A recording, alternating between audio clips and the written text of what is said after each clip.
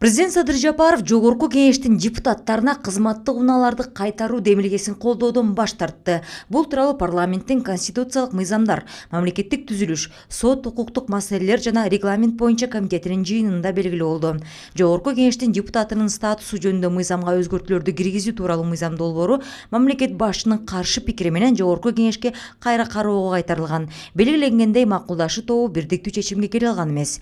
Финансы министринин орун басары Жибек Дүйшеева берген маалымат боюнча депутаттарга кызматтык унаа сатып алууга кошумча чыгымдар жана айдоочулардын санын көбөйтүү талап кылынмак. Бирок бул чыгымдар 2025-2026 жылдарга бюджетте каралган эмес. Буга чейин эл өкүлдөрүнө кызматтык унааларды кайтарып берүү демилгесин вице-спикер Нурбек Сыдыгалиев көтөрүп, депутаттардын натыйжалуу иштеши, анын ичинде иш чараларга барышы жана аймактардын көйгөйлөрү менен таанышуусу үчүн кызматтык унаа зарыл экенин айткан эле. Бирок ал бир жагдайды эске алган эмес. 2021 жылы президент Садыр Жапаров республикалык бюджеттин чыгаша бөлүгүн оптималдаштыруу боюнча жарлыкка кол койгон. Ага ылайык Жогорку кеңештин депутаттарын каржылоого кеткен чыгымдарды кыскартуу сыяктуу бир катар тапшырмаларды берген. Алсак бюджеттин эсебинен кызматтык унааларды алууга, административдик имараттарды жана кызматтык жайларды капиталдык оңдоодон өткөрүүгө тыюу салынган.